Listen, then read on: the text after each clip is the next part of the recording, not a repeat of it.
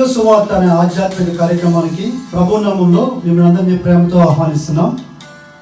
Sister సుల్తాన్ నవీన్ గారు చెప్తున్న వాక్యము మీ అందరికీ దీవెనకరంగా ఆశీర్వాదకరంగా ఉందని మేము ప్రార్థిస్తున్నాం. మీ యొక్క అభిప్రాయాలు సలహాలు యూట్యూబ్ లింక్ ద్వారా మాకు తెలియపరచగలరు. మీలో ఎవరికైనా ప్రార్థన అవసరం ఉన్నట్లయితే స్క్రీన్పై కనిపిస్తున్న మొబైల్ నెంబర్కి మీరు ఫోన్ చేసినట్లయితే మీ కొరకు మేము ప్రార్థన చేస్తాం. ప్రభు మిమ్మల్ని దీవించుగాక.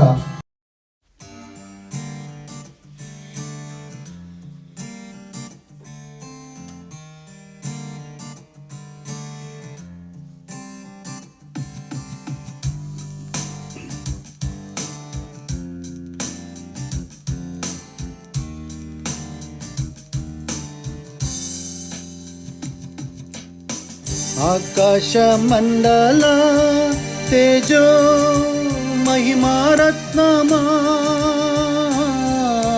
దివ్య తేజమా యేసు మహిమా రూపమా. ఆకాశ మండల తేజో మహిమారత్నమా మహిమారత్నమా యేసు మహిమా రూపమా. ఆకాశ మండల తేజో మహిమారత్నమా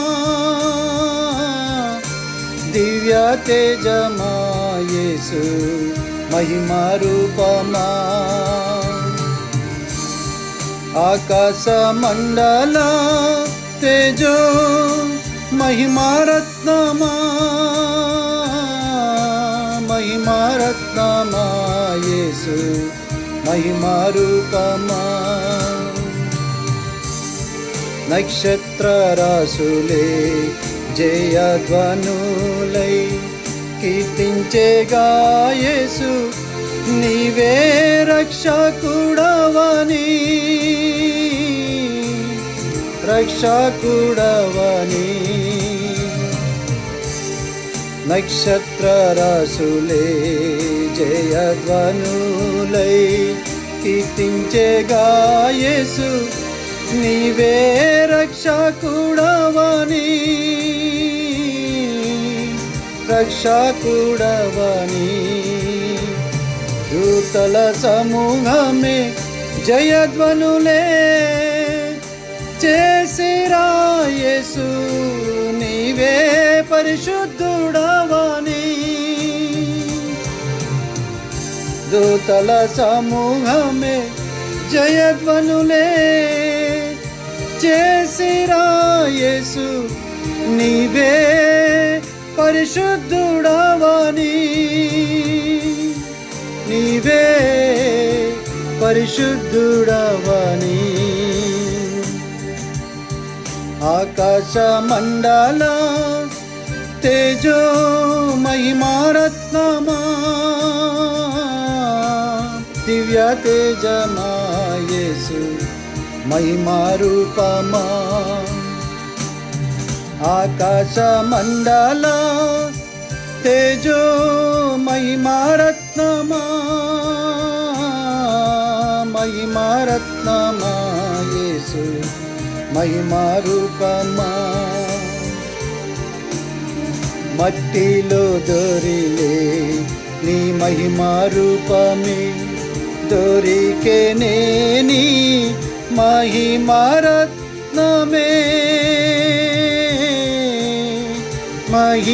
మహిమారత్నమే. మట్టిలో దొర్లే మహిమా రూపమే దొరికేనే నీ మహిమారత్నమే నీ మహిమారత్నమే. భువిలో వెలిగే నీ దైవ మార్గమే యేసుని దైవ రూపమే యేసుని రక్షణ కాంతియే.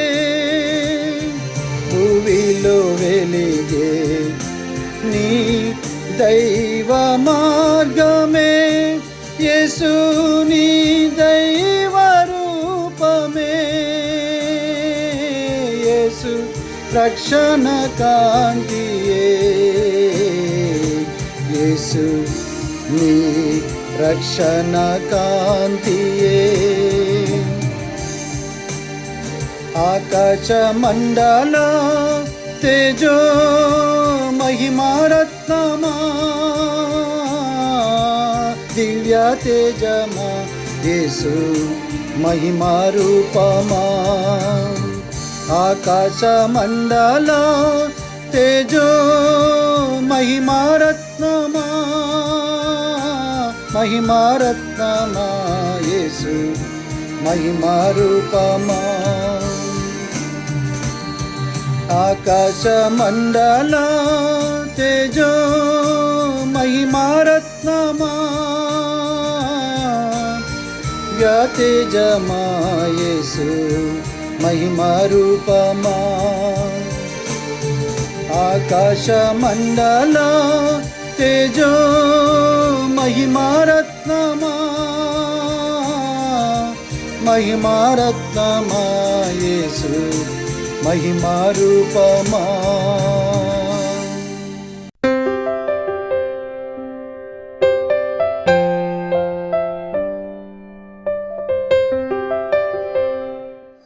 దేవుని వాక్య భాగంలో చూసినట్లయితే కనుక ఇంతవరకు మనం నీతిని గురించి యథార్థత గురించి ధ్యానించాం. ఇప్పుడు దీంట్లో పరిశుద్ధ స్థాయిని గురించి ధ్యానించాలని నేను అంత ఆశపడుతుంటున్నాను. పరిశుద్ధమైన స్థాయి గురించి ఇది చాలా ప్రాముఖ్యమైనటువంటి పరిశుద్ధత అనేది చాలా ప్రాముఖ్యమైనటువంటిది. సేవా జీవితంలో లేకపోతే ఒక సేవ కట్టబడటానికి లేకపోతే ఒక ఆత్మీయ జీవితం కట్టబడటానికి పరిశుద్ధత అనే ఆ యొక్క స్థాయి చాలా విలువైనదిగా నేను గ్రహించుకోగలిగాను. ఒక వ్యక్తి రక్షించబడినప్పుడు రక్షణ అనేది ఎన్ని జీవకణాలు, అందులో ఎన్ని నీతి కణాలు, ఎన్ని పరిశుద్ధమైన కణాలు, ఎన్ని ప్రేమ కణాలు, లేకపోతే ఆ కణాలు యొక్క సముదాయం ఈ రక్షణలో దాచిపెట్టబడి ఉన్నాయంటే అది గ్రహించగలగటానికి చాలా సమయం పట్టింది నాకు. కానీ చాలా సమయం పట్టినా సరే మొట్టమొదటి ఎప్పుడైతే నా హృదయాన్ని ప్రభువుకు అప్పగించానో ఆ అంతర్య జీవితము ఎంతో ప్రకాశిస్తున్నట్లు నేను గ్రహించుకోగలిగాను. లేకపోతే నేను ఇలా వాక్యం చెప్పలేను. రక్షణ స్థాయి ఆత్మలో ప్రకాశించడం అంటే నాకు బాల్యంలో ఈ లోకంలో జీవిస్తున్నటువంటి ఈ లోకంలో ఎంతో నీతిగా జీవిస్తున్నటువంటి నాకు, అపవిత్రంగా కాదు చాలా నీతిగా జీవిస్తున్నటువంటి నాకు ఎప్పుడైతే రక్షణ కార్యం ఆత్మకు అందిందో ఇవన్నీ కూడా పక్కకి వెళ్ళిపోయిన తర్వాత అంతర్యంలో ఒక తేజవంతమైనటువంటి స్థానాన్ని నేను కనుగొన్నట్లు నేను గ్రహించుకోగలిగాను. అప్పుడు ఈ లోకమంతా ఒకటి వేరైపోయింది, నా అంతర్యం క్రీస్తు ఒకటైపోయింది. లేకపోతే ఆ దినాల్లో కనుక నేను ప్రభువును గ్రహించుకోకపోతే ఇప్పుడు ఈ దినాల్లో ఈ స్థాయిలో నేను ఉండడానికి సాధ్యపరచబడేది కాదు.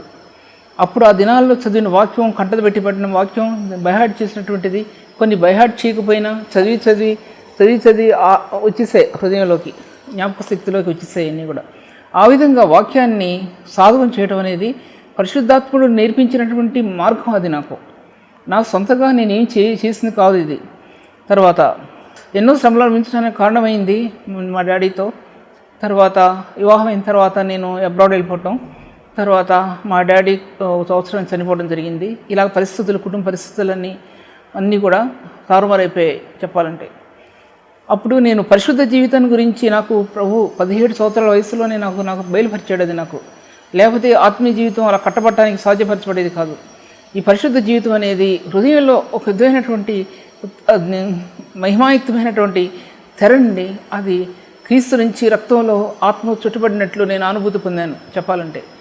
అది ఆ మహిమాయుక్తమైన తెర అంతరంగంలో నా ప్రభువుని చుట్టానికి బాల్య దినాల్లోనే అంతర్యంలో నా హృదయంలో అది చుట్టబడటం నేను గమనించుకోగలిగాను.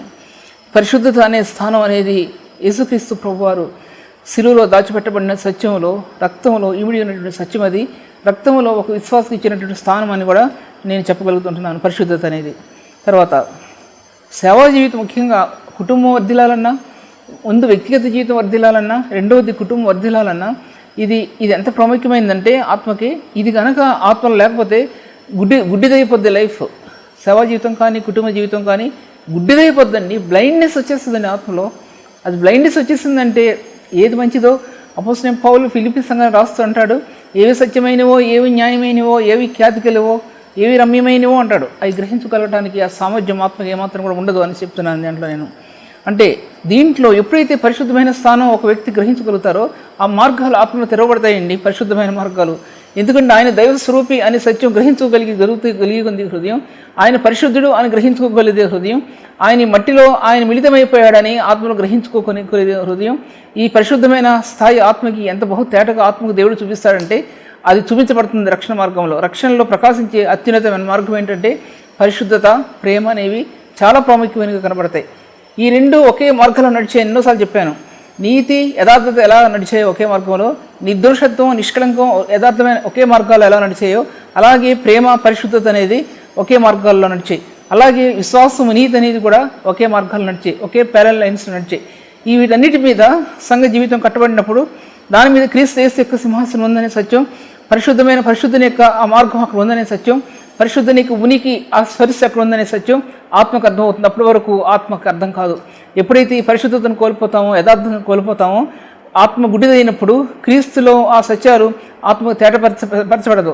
ఎందుకంటే వారు ఆత్మకు పరిచారకులు కారు, ఉట్టి ఈ శరీర సంబంధమైనటువంటి వాటి కోసమే తాపత్రపడతాను, కానీ ఆత్మకు పరిచారకులుగా చేయబడరు అనే విషయం కూడా జ్ఞాపకం చేయబడతా ఉంది. అందుకోసం ఈ పరిశుద్ధ స్థానం అనేది అంతర్యంలో కట్టబడుతుంది. ఎలా కట్టబడుతుందంటే ఆ ప్రభు హెబ్రీ రాసిన పత్రిక 10వ అధ్యాయంలో ఆయన పరిశుద్ధమైన ఆ తెరను ప్రభు విశ్వాస హృదయానికి కట్టాడండి. ఆయన పరిశుద్ధమైనది జీవం గల ఆయన శరీరం అనే తెరను ప్రభు నేటి పరిశుద్ధులకు సంఘానికి కట్టాడండి. ఆయన ఈ పరిశుద్ధమైన తెరగుండా ఆయన శరీరం అనే ఆ మార్గం ఆత్మకి కట్టబడినప్పుడు ప్రతి మార్గం, కల్వరి శిలువలో మార్గం, లేకపోతే రూపాంతరకుండం యొక్క మార్గం, ఆ మార్గాలు ఆత్మ తేజవంతమైనప్పుడు పరిశుద్ధులు తేజరిల్లుతారు, పరిశుద్ధులు ప్రకాశిస్తారనే సత్యం కూడా బహు తేటగా చూపించబడతా ఉంది. తర్వాత చూసినట్లయితే కనుక ఈ స్థానంలో ఆత్మ ఎంత వర్ధిల్లుతుందో సేవ అంత వర్ధిల్లుతుంది. సేవ అనేది తెచ్చిపెట్టుకోవసరం లేదు. ఏది శ్రమతో కూడినటువంటిది ఏది అయినా సరే ఆ సమయంలో ప్రభు శ్రమనంతటిని తీసేస్తాడు. ఎంతో నెమ్మదైన హృదయం ఇస్తాడు. నెమ్మదైన హృదయంలో నుంచి ఆ వాక్కుని ప్రభు ఆత్మలో ప్రవేశపెడతాడు. ఆయన ఆ వాక్కుని ఇవ్వడానికి ప్రభు ఆ బిడ్డల్ని పరిశుద్ధాత్మ దేవుడు అభిషేకిస్తాడు. ఆయన అభిషేకంలో ఆ విశ్వాసులు సంఘం నిలబడగలగాలి. అది ఆత్మల అభిషేకం అంటే అది. ఆత్మల అభిషేకం అంటే ఒకటి ఏంటంటే మరణ పునరుత్థానాల్లో ఒక ఆత్మ అభిషేకించబడుతుంది అనేది ఒకటి. మరణ పునరుత్థానాల్లో క్రీస్తు యేసునందు రక్తమునందు విమోచన కార్యం ద్వారా ఒక ఆత్మ అభిషేకించబడుతుంది అనేది మరొకటి జ్ఞాపకం చేసుకోండి.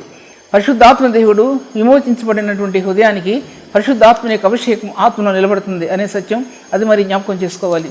ఇవి రెండు కూడా విడదీయలేరు. అదేవిధంగా లేఖనాల్లో ఉన్నటువంటి క్రీస్తు దేవుని వాక్యంలోనికి పరిశుద్ధాత్ముడు ఆత్మని లేఖనాల్లోనికి క్రీస్తు సత్యంలోనికి ఆత్మను అభిషేకిస్తాడు. అది మూడవది జ్ఞాపకం చేసుకోండి. నాకు జ్ఞాపకం ఇచ్చి చెప్తున్నాను నేను అవి రాసుకునే కాదు, పెట్టినవి కాదు, ఏమీ కాదు. అంటే వాక్యమైన సత్యంలోనికి క్రీస్తు యేసులోనికి సత్యంలోనికి పరిశుద్ధాత్మ దేవుడు ఆత్మను అభిషేకిస్తాడు అని అన్నమాట అర్థం. అదేవిధంగా దేవుని ఆత్మ ప్రవచనాల్లోనికి ఆత్మను అభిషేకిస్తాడు. ఆత్మను అభిషేకించడం అంటే పరిశుద్ధాత్మ ద్వారా ఆత్మ తెరవబడినప్పుడు ఎన్నో మార్గాలు ఆత్మకి నూతనత్వాన్ని అందుకుంటాయి.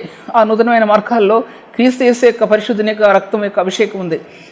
రక్తం యొక్క అభిషేకము ఆత్మలో లేకపోతే, అంటే రక్తం యొక్క అభిషేకం అంటే అర్థం ఏంటంటే ఒక హృదయం రక్షించబడిన తర్వాత ఎన్నిసార్లు క్రీస్తు యేసు యొక్క రక్తం యొక్క అభిషేకం కంటే హెబ్రీ రాసిన పత్రిక 10వ వచనంలో మీ మనస్సాక్షి ఎంత నూతనపరచబడుతుంది, ఎంత నూతనపరచబడతా ఉంది.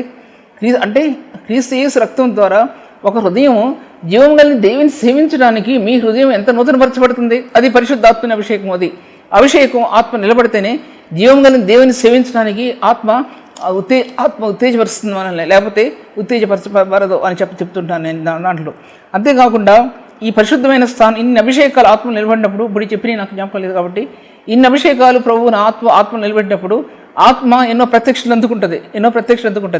నీకు తెలియని ప్రత్యక్షలు ఆత్మ అందుకుంటుంది. అందుకోసం 2 కొరింథీ రాసిన పత్రిక 2వ అధ్యాయంలో రాయబడి ఉంది. అంటే మహిమ నుండి అధిక మహిమలోనికి అన్నాడు. దాంట్లో ఒక చోట కృపలో నుండి అధికమైన కృపలోనికి అని రాయబడి ఉంది. అలాగా అధికమైన కృప, అధికమైన మహిమ, అధికమైన పరిశుద్ధ స్థానాన్ని అలంకరించిన వ్యక్తి అతి పరిశుద్ధమైన స్థానంలోనికి వారి ఆత్మ వెళ్ళబడుతుంది. అతి పరిశుద్ధమైన స్థానంలోనికి ఆత్మ తీసుకుని వెళ్ళినప్పుడు ఎన్నో విషయాలు రివీల్ చేయబడతాయి ఆత్మకి. ఆ విధంగా రివీల్ చేయబడకుండా సంఘ సేవ అభివృద్ధి చెందడానికి అది సాధ్యపరచబడదు. సేవకుడు ఆ స్థానం నిలబడలేకపోతే సంఘం అభివృద్ధి పరచబడదు. నూతనమైన దర్శనం ఆత్మకు అందించబడుతుంది. ఆ సమయంలో నూతనమైన దర్శనం ఆత్మకు అందించకపోతే సంఘం సంతృప్తి చెందదు. ఇప్పుడు సంఘం ఇవన్నీ మర్చిపోయాయి. సంఘంలో ఈ స్థానాలన్నీ కూడా మర్చిపోయాయి అనే విషయం కూడా మనం జ్ఞాపకం చేసుకోవాలి. తర్వాత చూసినట్లయితే కనుక ఏంటి, చాలా మొట్టమొదటిగా మన అంతరాత్మ పరిశుద్ధ స్థలంలో మనల్ని ఎలా నిలబెడుతుంది? అతి పరిశుద్ధ స్థలం, అతి పరిశుద్ధమైన స్థలంలో, పరిశుద్ధ స్థలంలో నిలబెడుతుంది, అతి పరిశుద్ధమైన స్థలం నిలబెడుతుంది. అప్పుడు క్రీస్తు సముఖంలో నిలబెడుతుంది. క్రీస్తు సముఖం అంటే క్రీస్తు ముఖ కాంతిలో ఉన్నటువంటి ఆ తేజస్సు కణాలు ఆత్మలు నింపబడతాయి. ఆత్మలు నింపబడకపోతే పరిచర్య మహిమపరచబడదు అన్నమాట అర్థం. నా తండ్రి ఆకర్షించుకుంటేనే కానీ ఎవరు నా ఎదుగు రాలేరు అన్నాడు దేవుడు. ప్రభు ఆకర్షించుకుంటాడు, ఆయన సంఘాన్ని ఆకర్షించు, లేకపోతే ఎవరు కూడా ముందుకెళ్ళలేరు అనే విషయం జ్ఞాపకం చేసుకోవాలి.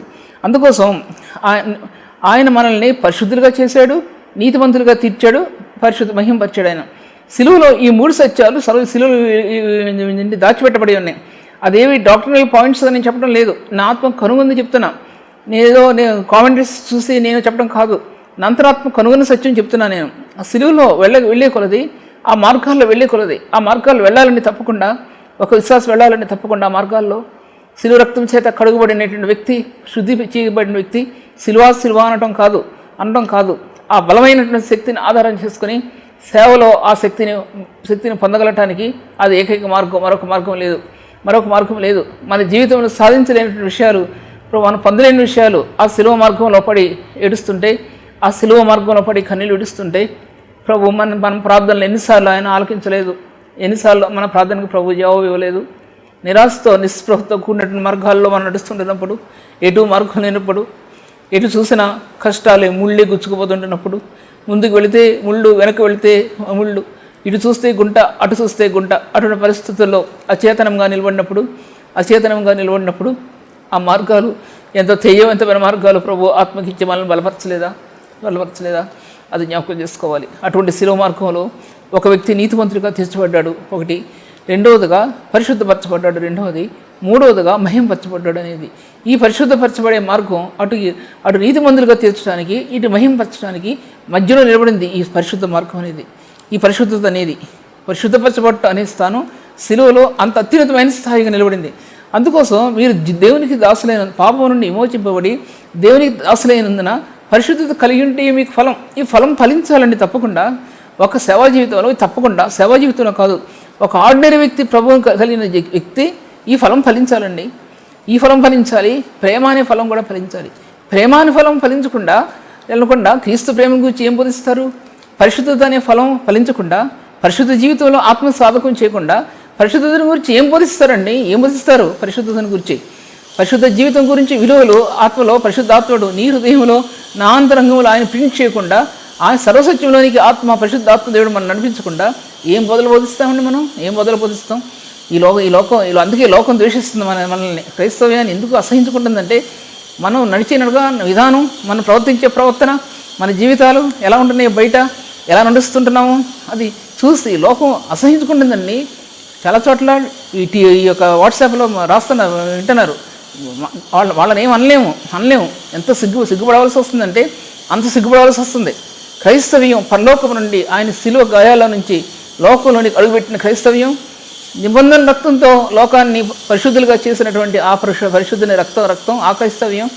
నేటి దినాల్లో క్రైస్తవం ఎక్కడుందండి? తొలి బొమ్మలాట్లు ఆడుతున్నారు, ఆడుకుంటూ బొమ్మలాడిస్తున్నారండి. బయట బొమ్మలాడించుకుంటూ డ్యాన్సులు చేస్తూ నడుస్తుంటే క్రైస్తవం ఎక్కడ నిలబడగలుగుతుందండి? పారిపోతుంది లోకంలో నుంచి. లోకంలో లేదు, సంఘాల్లో కూడా వెళ్ళిపోతుందండి క్రైస్తవ్యం. అటువంటి పరిశుద్ధుడైన ప్రభు, దేవుని చేత, మనుషుల చేత ఆరాధించబడవలసిన ప్రభు, తొలి బొమ్మల చేత, మాటల చేత ఆయన ఆరాధించబడే దేవుడు కాదండి. ఆయన ఆ షోస్ అవసరం ఎవరికి? ఆ షోస్ అది ఇప్పుడు నేటి ప్రస్తుత సంఘాల్లో కూడా అది ప్రవేశిస్తుందంటే కారణం ఏంటంటే, బోధించేటువంటి నాయకులు మంది అసలు ఆత్మలో ప్రభు తెలుసుకోలేక వాళ్ళ పరిస్థితి ఎటువంటి పరిస్థితి అంటే చెప్పలేను. నేను ఇక్కడ నిలబడి కూర్చొని చెప్పలేను. ఒక లేడీగా నేను మాట్లాడటానికి నేను తగను. అటువంటి సంఘ వ్యవస్థలు జరుగుతున్నాయండి. సంఘ వ్యవస్థలో యూత్ మీటింగ్స్లో జరుగుతుంది. మరో చూస్తే ఎటువంటి జరుగుతున్నాయి అంటే అసలు చెప్పడానికి కూడా నాకు సాధ్యం కాదండి. జీవం కలిగిన దేవుని సంఘాలు ఉన్నాయి, వాళ్ళ గురించి మాట్లాడటం లేదు. వాళ్ళ గురించి అటువంటిది లోకంలోకి వెళుతున్నప్పుడు లోకం ఏ విధంగా అసహించుకుంటుందంటే ఎంత సిగ్గుపడాలండి, ఏడవాలండి. పెద్దలను పడేవారు మనం, స్త్రీలను పడిన మనం ఏడవాలండి. క్రైస్తవ్యంలో క్రీస్తు లేని క్రైస్తవ్యం లోకంలో విస్తరిస్తుందనే సంగతి, ఆ విషయాన్ని నేటి క్రైస్తవులు జీవితాలు జ్ఞాపకం చేసుకోవాలి. అది పరిశుద్ధ స్థలంలో ప్రభు పరిశుద్ధుడు శిలువ రక్త దారుల్లో నడిచేవాళ్ళు లేరండి. ఆ మార్గాలకు వెళ్ళి బోధించేవాళ్ళు లేరండి. ఆ మార్గాల్లో నిలబడి ప్రాధేయపడేవాళ్ళు ఎవరు లేరండి. పరిశుద్ధుని యొక్క శిలువను స్థానాన్ని అంతరాత్మలో గ్రహించగలిగే నాదుడు ఎవరు కూడా లేరండి. కొంతమంది ఉన్నారండి, వాడి సంగతి చెప్పడం లేదు, అందరూ అలా అనుకోవాకండి. నేను చెప్పేది యథార్థమైనటువంటి బోధ చెప్పాలి కాబట్టి హృదయంలో గుచ్చుకోవాలండి. హృదయంలో ఎన్నోసార్లు గుచ్చుకుంది. చిన్న వయసులో 17-18 సంవత్సరాల వయసులో ప్రభువుని అంగీకరించినప్పుడు జీవితం అంటే ఏంటో నాకు అప్పుడే అర్థమైపోయిందండి. అడుగడుగున ఆయన నన్ను ప్రొటెక్ట్ చేస్తూ వచ్చాడండి. ప్రొటెక్ట్ చేయడం అంటే భద్రం చేస్తూ వచ్చాడు ప్రభు ఈ లోక పాపం నుంచి, అపవిత్రత నుంచి. అటువంటి లోకంలో జీవించాం మనందరం కూడా జ్ఞాపకం చేసుకోండి. ఏదో పూర్వకాలం మనుషుల మధ్య జీవించలేదు, అప్ టు డేట్ లోకంలో అటువంటి లోకంలో జీవించామండి మనం. అత్యధికమైన ఆకర్షణలో ప్రబలిపోయే లోకంలో మనం జీవిస్తున్నాం. మన బిడ్డల సంగతి ఏంటి ఆలోచించుకోండి. తల్లిదండ్రుల జీవితం ఎంత ఉన్నతమైనదిగా ఉందో, ఆ శిలువను ఆశ్రయిస్తారో, ఆ మార్గాలు నడుస్తారో, బిడ్డల జీవితాల్లో ఆ యొక్క షేడ్ పడుతుందండి బిడ్డల జీవితాల్లో. లేకపోతే ఆ షేడ్ వాళ్ళ మీద పడదండి, జ్ఞాపకం చేసుకోండి. ఎందుకంటే మొట్టమొదటిగా ఏమిటంటే క్రీస్తు ముఖకాంతి ఎదుట నిలబడటం అనేది ఒక తల్లికి కానీ, ఒక తండ్రికి కానీ, ఒక సేవకునికి కానీ అది చాలా ముఖ్యమైనదండి. ఏంటి క్రీస్తు ముఖకాంతి ఎదురు నిలబడటం అనేది ఏంటంటే ప్రార్థన ద్వారా ఒక వ్యక్తి క్రీస్తు ముఖకాంతి ఎదురు నిలబడతారండి. ఖచ్చితంగా నిలబడతారు. మనం ఉదయకాలం చేసే ప్రార్థన కానివ్వండి, రాత్రి గడియల్లో చేసే ప్రార్థన కానివ్వండి, ఒక సేవ ఫలించడానికి చేసే ప్రార్థన కానివ్వండి, సేవా దర్శనం కోసం, ప్రత్యక్షం కోసం ఒక వ్యక్తి ఏడు ఉంటుందండి. సేవా దర్శనం కోసం ఎవరి సంగతి తెలియదు, నాకు తెలియదు. నా సంగతి నేనే చెప్పుకోవాలి. ఎందుకంటే ఎవరి సంగతి నాకేం తెలుసు, నాకు తెలియదు కదా. ఇన్ని చోట్ల వాడబడుతూ, ఇన్ని జూమ్ మీటింగ్స్లో మాట్లాడుతూ సేవా దర్శనం కోసం హృదయం ఎంత వేదన పడుతుందంటే ప్రభువా అని ప్రభు దగ్గర చేయని ప్రార్థన లేదండి. నిద్రపోతున్నా, లేచి కూర్చున్నా, తిరుగుతున్నా, కళ్ళం నీళ్లు ధారాళంగా ఇది కారణం ఏంటంటే ఆ సేవా దర్శనం ఉన్నటువంటి ఆ ప్రత్యక్షత ఆత్మ అందించాలి ప్రభు. ఆ విధమైన నూతన ప్రత్యక్షతను కనుక ఆత్మ అందించకపోతే సేవ ప్రతిఫలించలేదు. జ్ఞాపకం చేసుకోవాలి. సేవ ప్రతిఫలించాలంటే, ఆ సేవలో క్రీస్తు ప్రతిఫలించాలంటే, సేవా దర్శనంలో క్రీస్తు, ప్రత్యక్షమైనటువంటి క్రీస్తు నీ యొక్క ఉపదేశాల్లో ప్రత్యక్షపరచబడాలండి. అప్పుడే ఆత్మలు ఆకర్షించబడితే, లేకపోతే ఆత్మలు ఆకర్షించబడలేమని ప్రభు విషయంలో ప్రభు మాట్లాడుతుంటున్నాడు. తర్వాత అందులో నీతిమంతులుగా తీర్చబడటం అనేది చాలా ప్రాముఖ్యమైనది. నువ్వు ఏ స్థితిలో ఉన్నా సరే, ఏ విధంగా జీవిస్తున్నా సరే, ఎలా నడుస్తున్నా సరే, ప్రభు దగ్గరికి వచ్చి ప్రభువా నువ్వు నన్ను క్షమించన్నప్పుడు ఆయన్ని నీతిమంతుడిగా తీరుస్తాడు ప్రభు. ఆయన రక్తం అటువంటిదండి. మానవ పాపం లోకాన్ని కడిగిన రక్తం, యుగాలని కడిగినటువంటిదండి ఆ రక్తం. యుగాల్లో ఉన్న పాపాన్ని తుడిచేసింది ఆ రక్తం అండి. యుగాల్లో ఉన్న అవినీతిని, యుగాల్లో ఉన్న అపరిశుద్ధతని తుడిచి కడిగివేసింది క్రీస్తు యేసు రక్తం అండి. ఒక మానవుని హృదయాన్ని కాదు, ఒక వ్యక్తినే కాదు, లేదా ఇద్దరు మనుషులనే కాదు, యుగాల్ని శుద్ధీకరించిందండి యేసుక్రీస్తు ప్రభు యొక్క రక్తం.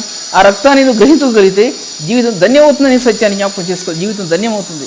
ఆయన నీతిమంతులకు క్రీస్తు యేసునందు విశ్వాసం ఉంచిన వాడు మరణంలో నుంచి జీవములను దాటి ఉన్నాడు అని రాయబడి ఉందండి. క్రీస్తు యేసు రక్తం వలన మీరు నీతిమంతులుగా తీర్చబడ్డారు. క్రీస్తు యేసు రక్తం వలన మీరు పరిశుద్ధ స్థలంలోనికి నిలబడ్డారు. పరిశుద్ధ స్థలంలో వ్యక్తి నిలబడాలంటే విజ్ఞాపన ద్వారా, ప్రార్థన విజ్ఞాపన ద్వారా పరిశుద్ధ స్థలంలో ఒక వ్యక్తి నిలబడతాడు. అతి పరిశుద్ధ స్థలంలో వ్యక్తి ఎవరు నిలబడతారు? వారు యాజకుల వాళ్ళు. అంటే నిర్దోషియు, నిష్కపటును, పాపుల్లో చేరక ప్రత్యేకంగా ఉన్నవాడైన ఆయన ఈటి ప్రధాన యాజకులు. మనకు ఆ ప్రధాన యాజకంలో నీ హృదయం ఆ ప్రధాన యాజకత్వం అందుకుంటుందండి. నీ హృదయం ఆ ప్రధాన యాజకత్వాన్ని అందుకుంటుంది. ఆయన కన్నీళ్ళు నీ కన్నీళ్ళు కలిసిపోతాయి, నీ కన్నీళ్ళు ఆయన కన్నీళ్ళు కలిసిపోతాయి. ఆ ప్రధాన యాజకత్వంలో క్రీస్తు యేసు యొక్క మహిమ, క్రీస్తు యేసు యొక్క ఆ హృదయం నీకు ఆత్మకు అందించబడుతుందండి. క్రీస్తు యేసు యొక్క మార్గం నీకు ఆత్మ తెలియపరచబడుతుంది. ఆయన ఎంత కరుణా సంపన్నుడో నీకు అర్థమవుతుంది. ఆయన ఎంత ప్రేమ స్వరూపం నీకు అర్థమవుతుంది. ఆయన ఎంత మహిమా స్వరూపం నీ ఆత్మకు అర్థమవుతుంది. ఆయన ఏమై ఉన్నాడో అనేది ఆ ప్రధాన యాజకత్వంలో నీ ఆత్మకు అందుతుందండి. నీ ఆత్మ అంగలారుస్తుంది ప్రభు సన్నిధిలో. నీ ఆత్మ ఎంత వేదన పడుతుందంటే అంత వేదన పడుతుందండి. నీవు తిరిగి ఉదయకాలం లేచిన తర్వాత నీ దర్శనం వేరే దర్శనం, నీ ప్రత్యక్షత వేరొక ప్రత్యక్షత. అది క్రీస్తు యేసునందు మీకు అనుగ్రహించినటువంటి ప్రత్యక్షత. కొరింథీ సంఘానికి రాసినటువంటి క్రీస్తు యేసునందు మీకు అనుగ్రహించినటువంటి కృప, క్రీస్తు యేసునందు మీకు అనుగ్రహించబడినటువంటి ప్రత్యక్షత అన్నాడు. అటువంటి ప్రత్యక్షత, అటువంటి కృప మీ ఆత్మకి ఇవ్వబడుతుందండి. అది నీతిలో నిలబడినటువంటి కృప అంటే ఏంటో, విశ్వాసంలో దాచబడిన కృప అంటే ఏంటో, నీతిలో ప్రత్యక్షమైన క్రీస్తు ప్రేమ అంటే ఏంటో, క్రీస్తు ప్రేమలో ప్రత్యక్షమైన సత్యాలు ఏంటో ఆత్మకు అర్థమవుతాయండి. హృదయం స్థిరపరచబడుతుందండి క్రీస్తు యేసు ప్రభులో. అది స్థిరపరచబడకుండా హృదయం క్రీస్తు యేసులో సమాధానాన్ని ఆత్మ పొందలేదు. అందుకోసం నువ్వు నీతిమంతుడిగా తీర్చబడ్డావు అన్నాడు. దాంట్లో నువ్వు పరిశుద్ధులుగా తీర్చబడ్డావు. నువ్వు పరిశుద్ధులుగా ఈ పరిశుద్ధపరచబడటం అనేది నీ ఆత్మ ఎంత నీతిమంతుడిగా తీర్చబడతావో అప్పుడు నీ హృదయం పరిశుద్ధపరచబడుతుందండి. నీతిమంతుడిగా నువ్వు తీర్చబడలేకపోతే నువ్వు ఈ హృదయం పరిశుద్ధపరచబడదు. ఒక్కసారి పరిశుద్ధపరచబడటానికి నువ్వు వెళ్ళలేవు. నీ క్రీస్తు రక్తం ద్వారా నీతిమంతుడిగా తీర్చబడినప్పుడు నీ హృదయం పరిశుద్ధపరచబడదు. పరిశుద్ధపరచబడటం అంటే తేటైనటువంటి దర్శనం, తేటైనటువంటి క్రీస్తు స్వరూప్యం, నిర్మలమైనటువంటి మనస్సాక్షిలో క్రీస్తు యొక్క ముఖ స్వరూపం, నిష్కళంకమైన నీ హృదయంలో క్రీస్తు యొక్క స్వరూపాన్ని పరిశుద్ధాత్మ దేవుడు ముద్రిస్తాడండి. ఆయన సీల్ చేస్తాడని హృదయంలో క్రీస్తు యేసు యొక్క స్వరూపం. అందుకే గలతీ రాసిన పత్రికలో అపోస్తలుడైన పౌలు అంటాడు, క్రీస్తు స్వరూపం మీ యందు ఏర్పడే వరకు నాకు ప్రస్వేదన కలుగుతూ ఉంది, నాకు ఎంతో వేదన కలుగుతూ ఉంది. ప్రస్వేదన ఏంటంటే క్రీస్తు స్వరూపం మీ యందు ఏర్పడాలి సుమా. క్రీస్తు స్వరూపం మీ యందు ఏర్పడకుండా మీరు సేవ చేయలేరండి. మాట మాడితే కరుస్తే, మాట మాటికి గొణుగుతే, మాట మాటికి నేరారోపణ చేస్తే, కోపం అంతా ఉపదేశాల్లో తీర్చుకుంటే, ఎవరి మీద కోపం ఉంటే ఆ ఉపదేశాల్లో చెప్తే, ఎవరి మీద ద్వేషం ఉంటే ఆ ఉపదేశాల్లో చెప్తే సంఘం ఎలా అభివృద్ధి చెందుద్దండి? సంఘం ఎలా అభివృద్ధి చెందుద్ది? వాక్య ఉపదేశాలు ఏంటంటే నీకు క్రీస్తు ఉన్న సంబంధం అండి. మా వాక్యోపదేశాలు క్రీస్తు ప్రేమలో నీ ప్రేమ ఏకమైనప్పుడు కలిగే మార్గాలు ఉపదేశాలు ఇవ్వండి. ఉపదేశాలు సంఘాన్ని బలపరిచేవి. క్రీస్తు యేసు యొక్క ఫలాన్ని అందుకున్నటువంటి నీవు అనుకున్న నేను ఆ ఫలాన్ని మాధుర్యాన్ని సంఘానికి పంచివ్వడం అనేది ఉపదేశం అండి. పరిశుద్ధమైన ఫలం ఫలించడం అనేది, ఆ పరిశుద్ధ మార్గాలు బోధించడంలో అదండి ఉపదేశం అనేది. ఆ ఉపదేశాన్ని బోధించాలండి. క్రీస్తు మార్గాల గురించి, తేజవంతమైన మార్గాల గురించి, పరిశుద్ధులు నడిచే మార్గాల గురించి చెప్పాలండి. అవి ఆ ఉపదేశాలు. ఆ ఉపదేశాలు నిర్మలమైనవిగా ఉండాలండి. నిష్కపటమైన హృదయంలో నుంచి, నిర్దోషమైన హృదయంలో నుంచి వాక్యం బయటికి తీసుకురాబడాలండి. నా కుమారుని తిమోతి అంటాడు తిమోతి రాసు పత్రికలో, దీంటి పరిశుద్ధపరచబడినది నిర్మలమైన వాక్య, నిర్మలమైన హృదయంలో విశ్వాసంతో కూడినటువంటి నీ హృదయంలో అంటాడు. దాంట్లో ప్రేమతో కూడినటువంటి నీ హృదయంలో నీ ఆ వాక్యం తీసుకురాబడితే అదే వాక్యోపదేశం అంటాడండి. దాంట్లో నిష్కపటమైన విశ్వాసం నుండి కలుగు ప్రేమ అన్నాడండి. దాంట్లో నిష్కపటమైన విశ్వాసం నుండి కలుగు ప్రేమ. హృదయం నిష్కపటమైన విశ్వాసంతో నింపబడాలండి. ఆత్మ నిష్కపటి మాలిన్యం లేకుండా ఉండాలండి. ఆత్మ అది క్రీస్తు యేసు రక్తం వల్ల మాత్రమే హృదయానికి మాలిన్యం అంటకుండా ఇవ్వబడిందండి. లేకపోతే మరొక విధంగా అటువంటి మాలిన్యం ఆత్మకి ఇవ్వబడలేదు. అటువంటి పరిశుద్ధుడైన ప్రభువు నేను గుర్తించగలిగితే నీ జీవితం ధన్యం అవుతుంది. పరిశుద్ధపరచబట్ట అనే స్థానంలోనికి నీ అంతరాత్మ అలంకరించబడుతుందని ఆయన నీ చేతుల్లోనికి, తన చేతుల్లోకి నిన్ను తీసుకుంటాడు. తన పరిశుద్ధత నీకు అలంకరింపజేస్తాడండి. పరిశుద్ధమైన మార్గాల్లో తేజవంతమైన మార్గాల్లో ఉన్నటువంటి ఫలాలు, ఆత్మ సంబంధమైన ఫలాలు ప్రభువు నీ ఆత్మకు అనుగ్రహిస్తాడండి. అప్పుడు నీ ఆత్మ తేజవంతం అవుతుందని సత్యం జ్ఞాపకం చేసుకోవాలి. అటువంటి నీతివంతుడైన ప్రభువు నీ జీవితంలో ప్రధానుడైనగా, ప్రప్రథముడుగా నీ ఆత్మను అలంకరిస్తే నీ జీవితం ధన్యమవుతుందని సత్యం జ్ఞాపకం చేస్తుంది. అందుకోసం అది శాంక్టిఫికేషన్ అనే పదం ఏంటంటే పరిశుద్ధత అనే దాంట్లో నుంచి ఈ శాంక్టిఫికేషన్ అనే యొక్క ఆ స్థాయి ఆత్మకు అందించబడిందండి. ఇది భవిష్యత్ వర్తమాన కాలాల్లో ఒక సేవా జీవితంలోనే కాదు, ఒక వ్యక్తి ప్రభువును అంగీకరించే వ్యక్తిని జీవితంలో ఇది మొలకలెత్తాలండి. మొలకలెత్తి ఫలం అందుకోవాలి. పరిశుద్ధమైన ఫలాలు వ్యక్తి ఫలించాలండి. ప్రభువు వచ్చినప్పుడు నువ్వు చెప్పాలండి, ప్రభువా ఇగో నీ పరిశుద్ధమైన ఫలాలు, ఇగో ప్రభువా ఇగో నీ ప్రేమ ఫలాలు ప్రభువా, నీ కోసం దాచిపెట్టాను నేను ప్రభువా, నీ కోసం సంఘంలో దాచిపెట్టాను ప్రభువా, ఇవి దీంట్లో పచ్చివి ఉన్నాయి, పండువి ఉన్నాయి ప్రభువా, ఇవన్నీ కూడా ఇగో ఈ ఫలాలు నీ నుండి నాకు అందిన ఫలాలు ప్రభువా అని నువ్వు చెప్పగలవా? గలతీ రాసిన పత్రిక 5వ అధ్యాయంలో ఆత్మ ఫలాల గురించి ఎన్నిసార్లు చెప్పాను లెక్కనండి. కానీ ఎన్నిసార్లు చెప్పినా సరే ఒక నూతనమైన మార్గాన్ని ప్రభు నాకు ఇచ్చాడు. పరిశుద్ధమైన ఫలం రోమీ రాసిన పత్రిక 6వ అధ్యాయం ఆఖరి వచనంలో, గలతీ రాసిన పత్రిక 5వ అధ్యాయంలో ఆత్మ ఫలాల గురించి రాయబడినాయండి. ప్రేమ అనే పదం ఒక బిందువు అండి. అది దైవికమైన బిందువు అండి. క్రీస్తు రక్తంలో బయలుదేరిన దైవికమైన బిందువు. దైవికమైన మార్గాల్లో ఆత్మ కనుగొనగలగటానికి ఆ ప్రేమ ఆత్మను పుట్టించాడండి దేవుడు. క్రీస్తు రక్తం ద్వారా ఆత్మను పుట్టించాడు. ఈ బిందువు కనుక నీ ఆత్మలో లేకపోతే ఈ శక్తి ఆత్మలో నీకు ఉండదు. ప్రేమ అనేటువంటి ఆ పదంలో పుట్టిన బిందువు, రక్తపు బిందువు కానివ్వండి, దైవికమైన బిందువే కానీ నీ అంతరాత్మలో అది లేకపోతే కనుక క్రీస్తు సముఖంలో క్రీస్తు ఎదురు నిలబడటానికి కానీ క్రీస్తు మార్గాల్లో నిలబడటానికి నీకు అర్హత లేదండి. నీకే కాదు, నాకు కూడా అర్హత లేదు, ఎవరికి కూడా అర్హత లేదు. అది జ్ఞాపకం చేసుకోవాలి. ఆ ప్రేమ అనేటువంటి పదమే అనుకుంటున్నావు, కానీ ప్రేమ అనేది ఒక బిందువు అండి. ప్రేమ అనేది ఒక దైవత్వం యొక్క మహిమ అండి. అది ఒక దైవత్వం యొక్క శక్తి అండి. మహిమలో నుంచి ఉద్భవించిందండి. మహిమ కిరణాల నుంచి వచ్చిందండి. ఆది కాండంలో వెలుగులో నుంచి వచ్చినటువంటి ఆ వెలుగు ఉద్భవించిన ఆ వెలుగు నూతన నిబంధనలో మహిమాయుక్తమైన వెలుగుతో చూపించబడిందండి. అంధకారంలో నుంచి వెలుగు ప్రకాశించను కాక అని పలికిన ప్రభు క్రీస్తు మహిమను కూర్చుని జ్ఞానం ప్రకాశించిందండి. ఆ వెలుగు నేనే మార్గం సత్యము జీవనే అన్న చెప్పినటువంటి ఆ వెలుగు గురించి మాట్లాడుతున్నానండి. నేను లోకాన్ని వెలిగించిన వెలుగు కాదు, లోకంలో వెలిగించిన వెలుగు క్రీస్తుని ప్రకటిస్తుందండి. క్రీస్తు మహిమను గురించిన జ్ఞానం అది సంఘానికి ఇవ్వబడిందండి, నేను పరిశుద్ధులకు ఇవ్వబడిందండి. అటువంటి స్థానంలో నువ్వు నన్ను నిలబడగలుగుతున్నావా? ఒకసారి ఆలోచించుకో. శాంక్టిఫికేషన్ అనే పదంలో ఎన్నో దాచిపెట్టబడి ఉన్నాయి. దానిలో మూడవది మహింపరచబడటం. గ్లోరిఫికేషన్ అంటే అర్థం ఏంటంటే మహింపరచబడటం. గ్లోరిఫై అంటే అర్థం ఏంటంటే నీ జీవితం మహింపరచబడుతుంది. ఎందుకు మహింపరచబడుతుంది? ఈ రెండు నువ్వు కలిగి ఉంటే నీ అంతరంగం మహింపరచబడుతుందంటే క్రీస్తు మహిమ ఆపాదించబడుతుంది నీ హృదయంలో. క్రీస్తు మహిమాయుక్తమైన కణాలు నీ అంతరాత్మలో ప్రకాశిస్తాయండి. తేజస్ సంబంధమైనటువంటి మార్గాలు, తేజస్ సంబంధమైన కిరణాలు, బిందువులు నీ ఆత్మకి ఇవ్వబడతాయండి. అది ఆత్మ నీలో లేకపోతే పరిచయం ఎలా చేస్తారండి? ఎంత మాత్రం ఎన్నిసార్లు శరీరం కొట్టుకుంటుంది, ఎన్నిసార్లు శరీరం కొట్టుకుని పైగలిగిస్తుంది. ఆత్మ జీవింప చేసే ఆత్మ అన్నది. ఆత్మ జీవింప చేయను అన్నాడు ప్రభు. ముసుగులేని ముఖంతో ప్రభు మహిమను అద్దం వల్లే ప్రతిఫలింపజేయచ్చు అన్నాడు ఆయన. 2 కొరింథీయులకు రాసిన పత్రిక 2వ అధ్యాయం ఆఖరి భాగంలో రాయబడి ఉంది. 3వ అధ్యాయంలో ఆఖరి భాగంలో క్రీస్తు మహిమను అద్దం వల్లే ప్రతిఫలింపజేయచ్చు. ప్రభువే ఆత్మ ఆ మహిమను అద్దం వల్ల ప్రతిఫలింపజేస్తుందండి. మహిమ అంటే క్రీస్తు మహిమను ప్రజ్వలింప చేయకపోతే నీ అంతరాత్మ, క్రీస్తు యొక్క శక్తిని ప్రజ్వలింప చేయకపోతే నీ అంతరాత్మ దేంటి సంగమునకు ఏం బోధ చేయగలుగుతామండి మనం? ఆయన రాబో సంగతులు, మరుగైన సంగతులు తెలియజెప్తానన్నాడు ఆయన. ఆ మంచి పదార్థాన్ని నీలోని తొలగిపోనివద్దు తిమోతి, నువ్వు తొలగిపోనివద్దు నువ్వు. ఎందుకంటే ఆ విలువైన పదార్థాన్ని ప్రభు ఈ మూడింటి మధ్యలో నీకు ఇచ్చాడండి దేవుడు. ఇది గ్రహించగలుగుతున్నావా? రక్షణ అంటే ఏంటో అదే ఏమంటారు దాన్ని, ఏదో స్టార్టింగ్లో ఉండే అది అనుకుంటున్నారా రక్షణ అంటే? ఈ రక్షణ అనేది విలువైన ఆస్తిని సమకూర్చిందండి, విలువైనటువంటి మార్గాలు సమకూర్చిందండి, తేజవంతమైన స్థలాల్లో నిలబడిందండి ఈ రక్షణ అనేది. ఈ రక్షణ కార్యం అనేది పరిశుద్ధ మార్గాలు నిలబడిందండి. నేటి పరిశుద్ధులకు స్వాస్థ్యాన్ని సంపాదించబెట్టిందండి. ఉన్నతమైన పర్వత శ్రేణి మీద నిలబెట్టిందండి. ఉన్నతమైన పరిశుద్ధమైన మార్గాల కొండ శిఖరాల మీద నిలబెట్టిందండి రక్షణ అనేది. ఆ పర్వత శ్రేణి మీద నిలబడిన రక్షణ ఔన్నత్యం నిన్ను గుర్తించగలిగావా? రక్షణలో ఉన్న క్రీస్తు యొక్క మహిమ యొక్క సౌందర్యాన్ని నీ అంతరాత్మను చూడగలిగావా? నువ్వు ఒకసారి ఆలోచించుకో. అటువంటి పరిశుద్ధుడైన ప్రభు ఈ వాక్యాన్ని త్రోసివేయకుండా పడేయకుండా ఒక్కసారి ఆలోచించండి. అపవిత్రులకు అందదో, మామూలు మనుషులకు అందదో, లోకస్తులకు అందదో, కానీ పరిశుద్ధుల్లో ప్రకాశించే దివ్యమైన సత్యాలండి ఇవి.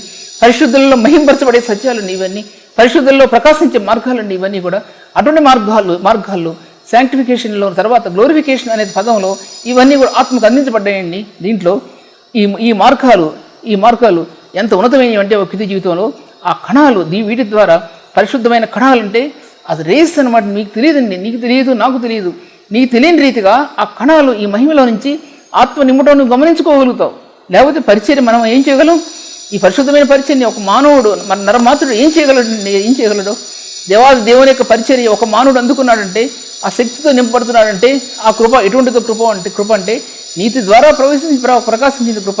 యథార్థ హృదయంలో కృప ప్రకాశించిందండి. యథార్థ హృదయంలో నీతి ప్రకాశించిందండి. అందుకోసమే ఆ నీతి కావాలండి మానవ జీవితంలో. క్రీస్తు అనుగ్రహించే నీతి, క్రీస్తు నీతిని అనుగ్రహించాలంటే నీవు యథార్థవంతుడై ఉండాలి. యథార్థమైన జీవితంలో నువ్వు వర్ధిల్లాలి ప్రభు సన్నిధిలో. యథార్థమైన జీవితం వర్ధిల్లపోతే ఈ నీతి నీకు అందదో, ఈ కృప నీకు అందదో, అంతరాత్మలో ఈ ఉన్నతమైన స్థానాలు అందకుండానే క్రైస్తవ జీవితం అనేది రోజుకు అలా గడిచిపోతూ ఉంటుంది అనే విషయం అది జ్ఞాపకం చేసుకోవాలంటే ఏంటంటే, ఈ పరిశుద్ధమైన కణాలు అంతరాత్మలో ఎలా ప్రకాశిస్తాయంటే అవి ఆత్మ నింపుతూ వస్తాయి. పరిశుద్ధాత్మ దేవుడు ఆత్మ నింపుతూ వస్తాడు ఆయన. ఈ పరిశుద్ధ మార్గాల్లో ఈ స్థానాల్లో నీ అంతరాత్మలో కోణాలు చెక్కబడతాయండి. ఏ కోణాలు చెక్కబడతాయంటే నీకు తెలియదు, నాకు తెలియలేదు. చాలా రోజుల తర్వాత కూడా ఆ కోణం ఆత్మ చెక్కబడిందని నాకు తెలియదు. ఎప్పుడైతే క్రీస్తు యొక్క రక్తపు కోణం నీకు ఆత్మ చెక్కబడుతుందో ఆ మహిమ ఆ యొక్క సేవా జీవితంలో, శ్రమల్లో, ముఖ్యంగా శ్రమలండి మానవ జీవితంలో. కొన్నిసార్లు మానవ జీవితం శ్రమకే అంకితమైపోద్దా అనిపిస్తుంది. చాలాసార్లు శ్రమలోని కొట్టుకుపోతావా అనిపిస్తుంది. చాలాసార్లు నిరాశతో నిస్పృహతో కూడినటువంటి మార్గాలన్నీ, ఆ మార్గాల్లో పరిశుద్ధుని యొక్క మహిమాయుక్తమైనటువంటి ఆ కోణం ఆత్మ చెక్కబట్టడానికి ప్రభు ఇష్టపడ్డాడు. కాబట్టి లేకపోతే ఈ శ్రమల్ని, శరీర సంబంధమైన శ్రమల్ని, దుఃఖాన్ని ఎవరు మార్చలేరని, మరిపించలేరు. ఆయన మరిపించగలిగే దేవుడు, మార్చగలిగే దేవుడు, మన దుఃఖ దినాలు సమాప్తి చేసే దేవుడు ఆయన. మన కన్నీళ్లను తుడిచివేసే దేవుడు ఆయన అంత ఉన్నతమైన దేవుడు అండి ఆయన. సేవా జీవితంలో కానీ, కుటుంబ జీవితాల్లో కానీ, ఈ కుటుంబ పరిస్థితుల్లో కానీ, ఎన్ని పరిస్థితుల్లో అవనివ్వండి, ఆర్థిక పరిస్థితులు కానివ్వండి, మనం ఒక ఆర్థిక పరిస్థితులు అనుకుంటామండి. దాని తర్వాత ఎటువంటి పరిస్థితులు వస్తాయో మనకు తెలియదు. బిడ్డలు అవధిలుగా ఉంటే ఏ విధంగా ఉంటుందండి? తల్లిదండ్రులు భక్తిపరులై ఉండి ఉన్నతమైన మార్గాలు నిలబడుతున్న తల్లిదండ్రులకి అవధి లేని పిల్లలు ఉన్నారనుకోండి, ఆ తల్లి గుండె ఎలా శోభిస్తుందండి, ఎంత వేదన పడుతుందండి ఆ కుమారుని చూసి. ఎలా ఏడుస్తుందండి ఒకసారి ఆలోచించుకోండి. ఆ ఏడుపు కంతుందా, ఆ రోదన కంతుందండి. ఒక భర్తే మారలేదనుకోండి, మా నాన్నగారు మారినప్పుడు, మా నాన్నగారు ముస్లిం మత సిద్ధాంతాల్లో నిలబడినప్పుడు, క్రైస్తవ్యాన్ని ఆయన తృణీకరించినప్పుడు, క్రైస్తవ్యాన్ని దగ్గర రానియకుండా ఉన్నప్పుడు, ఆయన మొట్టమొదట ఎంతో ఇష్టపడినప్పటికీ పెద్దోళ్ళు అయిన తర్వాత వివాహాల దగ్గర వచ్చేప్పటికీ ఈ క్రైస్తవ్యాన్ని ఆయన చూసినప్పుడు ఆయన ఇప్పుడు ఆ దినాల్లో మేము ఎంత ఏడ్చుంటామండి, మా అమ్మగారు ఎంత ఏడ్చుంటారు ఆలోచించుకోండి. ఎంత ఏడ్చుంటారండి? రాళ్ళు కరిగిపోతాయండి. ఆ ఏడుపులో బండరాళ్ళు కూడా ఎక్కడ ఉండవు. హృదయంలో చిన్న చిన్న రాళ్ళు కూడా కూలిపోతాయండి, మట్టి అయిపోతాయి ఆ దుఃఖంలో. ఆ దుఃఖంలో పరిస్థితులు అలాగే ఉన్నాయా? పరిస్థితులు దేవుడు మార్చాడు. కుటుంబాన్ని పైకి లేవనెత్తుతూ వచ్చాడు, విడల్ని పైకి లేవనెత్తుతూ వచ్చాడు. పరిస్థితులు ఇంకో రకంగా శ్రమలోకి వెళ్ళిపోయాయండి. ఇంకో రకం శ్రమ అంటే మా హస్బెండ్ చనిపోయారు. ఎటువంటి బాధ ఉంటుందండి హృదయంలో, ఎటువంటి దుఃఖం ఉంటుందండి హృదయంలో. పిల్లలు దగ్గర పెట్టుకొని ఏ తల్లి ఎలా ఏడుస్తుందండి? వాళ్ళ ముందు ఏడవడానికి కుదరదు, వాళ్ళ వెనక ఏడవడానికి కుదరదు. వాళ్ళని దుఃఖపెడతామని బాధ, గుండెల్లో బాధ. ఎక్కడ ఏడుస్తుంది తల్లి? తన దుఃఖాన్ని ఎక్కడ తీర్చుకుంటుంది? ఏ రాత్రి కాలంలోనో, ఏ రహస్య ప్రదేశాల్లోనో, నిరాశతో కూడినటువంటి జీవితాల్లో ఆ కృప విస్తరించకపోతే ఆ మనిషి, ఆ తల్లి ఎలా బతుకుద్ది? అందుకోసం ఆ కృప మనిషిని యథార్థవంతులుగా చేయడం మాత్రమే కాదు, నీతివంతులుగా చేయడం మాత్రమే కాదు, ఆ యథార్థమైన మార్గంలో, నీతి మార్గాల్లో ఆ కృప కుమ్మరించిందండి. ఆ కృప విలువైన వస్తువులు ఇచ్చింది, విలువైన స్థాయిని ఇచ్చింది, రమ్యమైన మార్గాలు చూపించింది, రమ్యమైన ఉపదేశాలు బోధించింది, క్రీస్తుని గురించిన మహత్తరమైన శక్తిని ఆత్మకు బోధించింది, క్రీస్తుని గురించిన ఉన్నతమైన ధ్యానాలు ఆత్మకు అందించిందండి. ఆ శక్తి అపరిమితమైన శక్తి. ఎఫెసీ సంఘమా, అపరిమితమైన శక్తి యొక్క మహత్యాన్ని నువ్వు కనుగో. ఎందుకంటే అది నువ్వు కనుగొనలేకపోతే నువ్వు వ్యర్థం. అపరిమితమైన ఆ శక్తి యొక్క మహత్యాన్ని నువ్వు కనుగోవాలని ప్రభు ఆశపడుతుంటున్నాడు. ప్రభు ఈ వాక్యాన్ని దీవించిన గాక.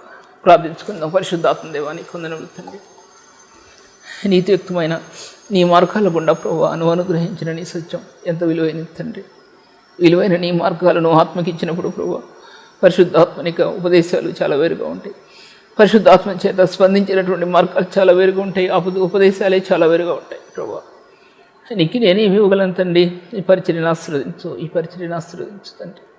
వ్యర్థమైన ఈ హృదయం రాకున్నట్లుగా పరిశుద్ధమైన నీ సంపద పరిశుద్ధాత్మ దేవాన్ని సీల్ చేయండి. అనేక హృదయాలు సీల్ చేసి ఆశీర్వదించమని ప్రభు ప్రార్థన అంగీకరించమని యేసు నామములో స్తుతించి వేడుకుంటున్నాను తండ్రి. ఇంతవరకు సిస్టర్ సుల్తాన్ నవీ గారి వాక్యాన్ని ఆత్మలో ఆనందించి దేవుని మేలు పొందాలని నమ్మి దేవుని స్తుతిస్తున్నాం. మీ యొక్క అభిప్రాయాలు కామెంట్స్ ద్వారా మాకు తెలియపరచండి. Please like, comment, share and subscribe. God bless you all.